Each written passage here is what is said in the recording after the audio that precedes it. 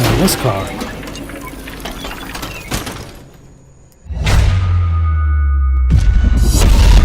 Welcome to the Gnanis world.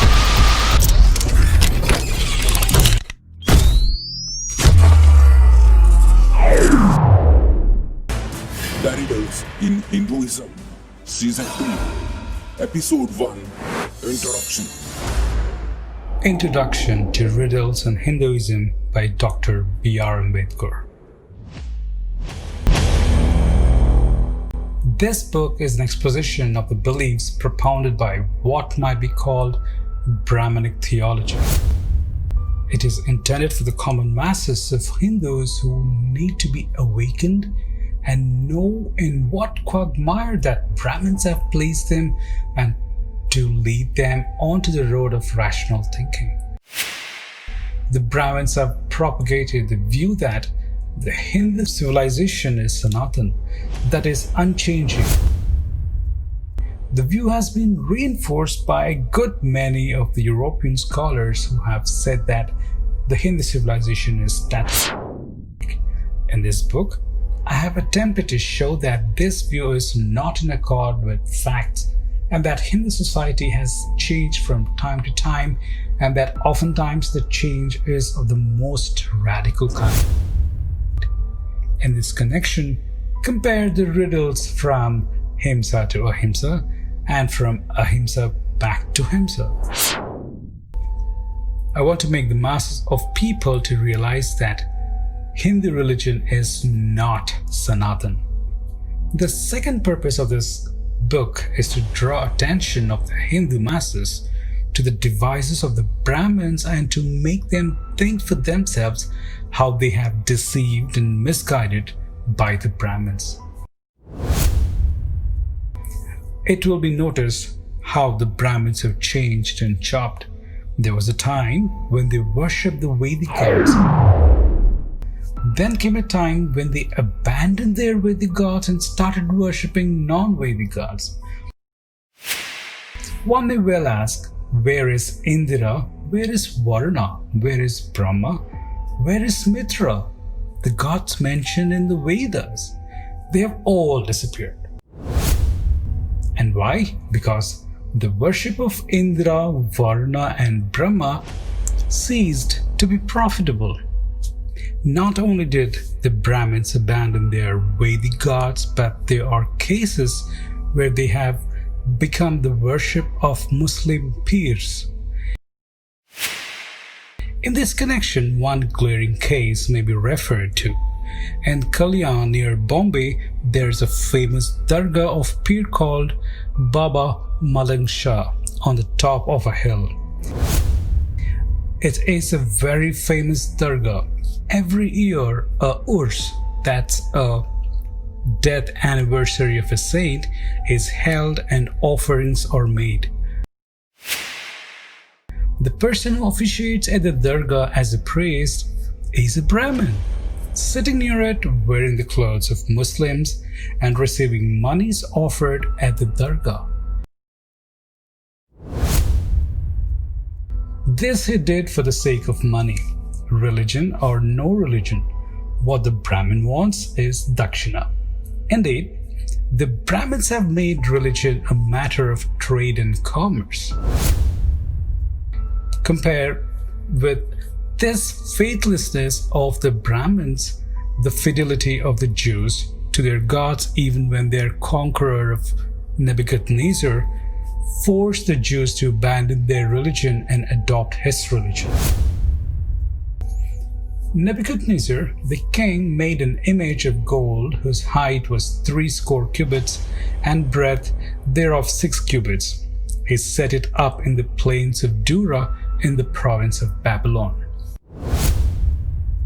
Nebuchadnezzar the king ordered the princes, governors, the captains, judges, treasurers, counselors, the sheriff and all the rulers of the province to come to the dedication of the image which Nebuchadnezzar the king had set up.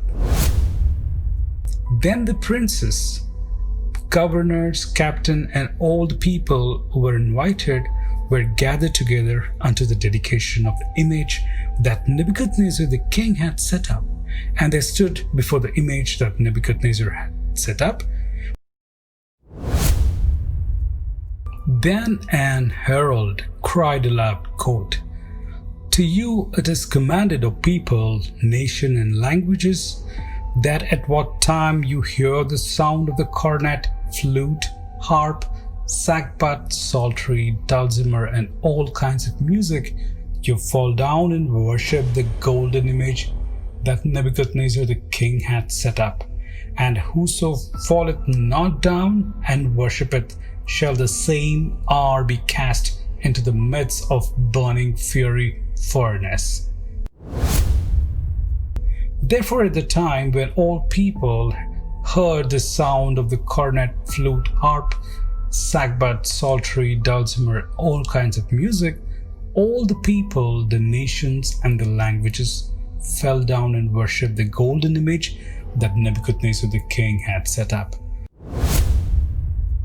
Wherefore at the time certain Chaldeans came near and accused the Jews. They spake and said to the king Nebuchadnezzar, quote, "O king, live forever. Thou, O king, hast made a decree that every man that shall hear the sound of the cornet, flute, harp, sackbut, psaltery, dulcimer, and all kinds of music shall fall down and worship the golden image. And whoso falleth not down and worship, that he should be cast into the midst of burning fiery furnace. There are certain Jews whom thou hast set over the affairs of the province of Babylon, Shadrak, Meshach, and Abednego. These men, O king, have not regarded thee. They serve not thy gods, nor worship the golden image which thou hast set up." End of quote. Then Nebuchadnezzar in his rage and fury commanded to bring Shadrak, Meshach, and Abednego. Then they brought this man before the king. Nebuchadnezzar spake and said unto them, quote, "Is it true, Shadrak, Meshach, and Abednego?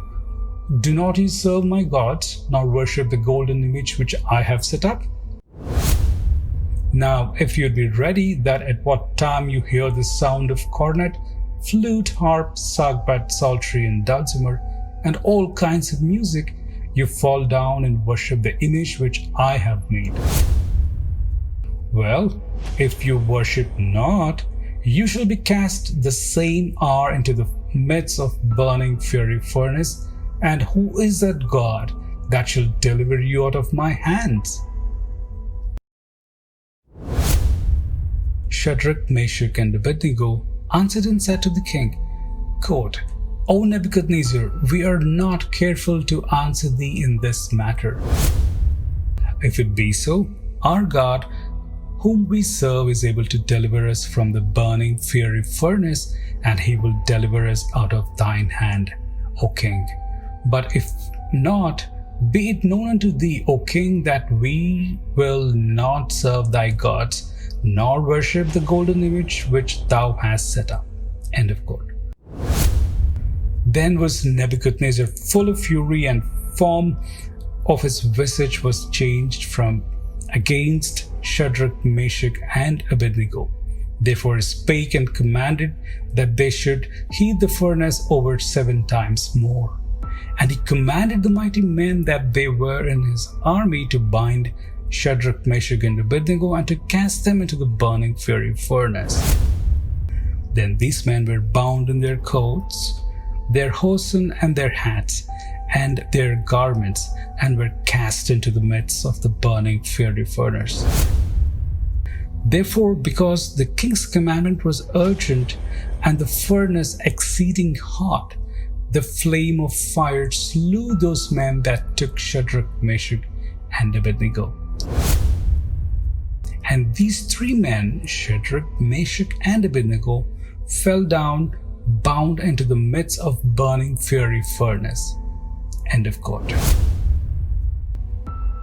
Can the Brahmins of India show such steadfast faith and attachment for their gods and their religious faith? Buckle in his History of Civilization says, quote, "It is evident that until doubt began, progress was impossible. For we have clearly seen the advance of civilization solely depends on the acquisition made by the human intellect and in the extent to which these acquisitions are diffused. But men who are perfectly satisfied with their own knowledge will never attempt to increase it. Men who are perfectly convinced of the accuracy of their opinion will never take the pains of examining the basis on which they are built. They took with wonder and often with horror on views contrary to those which they inherited from their fathers, and while they are in this state of mind, it is impossible that they should receive any new truth which interferes with their foregone conclusions. On this account it is that although the acquisition of fresh knowledge is the necessary precursor of every step in social progress, such acquisition must itself be preceded by a love of inquiry, and therefore by a spirit of doubt, because without doubt there will be no inquiry, and without inquiry there will be no knowledge. For knowledge is not an inert and a passive principle which comes to us whether we like it or not, but it must be sought before it can be won. It is a product of great labor and therefore of great sacrifice. And it is absurd to suppose that men will incur the labor and make the sacrifice for subjects respecting which they are already contented. They who do not feel the darkness will never look for the light. If on any point we have attained to certainty, we make no further inquiry on that point, because inquiry would be useless or perhaps dangerous. The doubt must intervene before the investigation can begin. Here, then, we have the act of doubting as the originator, or at all events, the necessary antecedent of all progress." End of quote. Now the Brahmins have left no room for doubt, for they have propounded a most mischievous dogma which the Brahmins have spread among the masses. It is the dogma of infallibility of the Vedas. If the Hindu intellect has ceased to grow, and if the Hindu civilization and culture has become a stagnant and stinking pool, this dogma must be destroyed root and branch if India is to progress. The Vedas are a worthless set of books. There is no reason either to call them sacred or infallible. The Brahmins have invested it with sanctity and infallibility only because by a later interpolation of what is called the Purusha Sukta, the Vedas have made them the lords of the earth. Nobody has had the courage to ask why these worthless books, which contain nothing but invocation of tribal gods to destroy the enemies, loot their property and give it to their followers. But the time has come when the Hindu mind must be freed from the hold which the silly ideas propagated by the Brahmins have on them. Without this liberation, India has no future. I have undertaken this task knowing full well that what risk it involves. I'm not afraid of the consequences. I shall be happy if I succeed in stirring the masses. Kindly subscribe to Gnanis World. Press bell icon for updates. Thank you.